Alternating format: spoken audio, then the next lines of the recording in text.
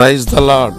ఈ దినము దేవుని వాగ్దానము, నీ వాక్యము నన్ను బ్రతికించును, ఇదే నా బాధలో నెమ్మది కలిగించుచున్నది. కీర్తన 119:50. ప్రియులారా, ఆదియందు వాక్యముండును, వాక్యము దేవుని యొద్దయుండును, వాక్యమే దేవుడై ఉండును.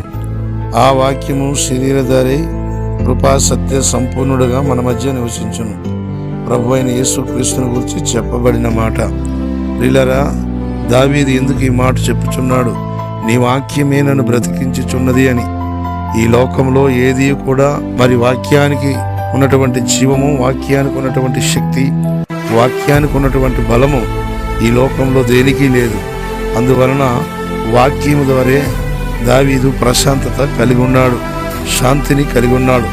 ఈరోజు లోకములో ధనము, ఆస్తి, ఐశ్వర్యము, ఆస్తిపాస్తులు, అనేక అధికారాలు ఉన్నప్పటికీ కూడా మనశ్శాంతి లేక, సమాధానము లేక, శాంతి లేక బ్రతుకుతున్నటువంటి మానవాళి జీవితాలు. అందువలన దావీదు చెప్పుచున్నాడు, నీ వాక్యమే నన్ను బ్రతికించుచున్నది. నీ వాక్యము నా పాదములకు దీపమును, నా త్రోవనకు వెలుగై ఉన్నది.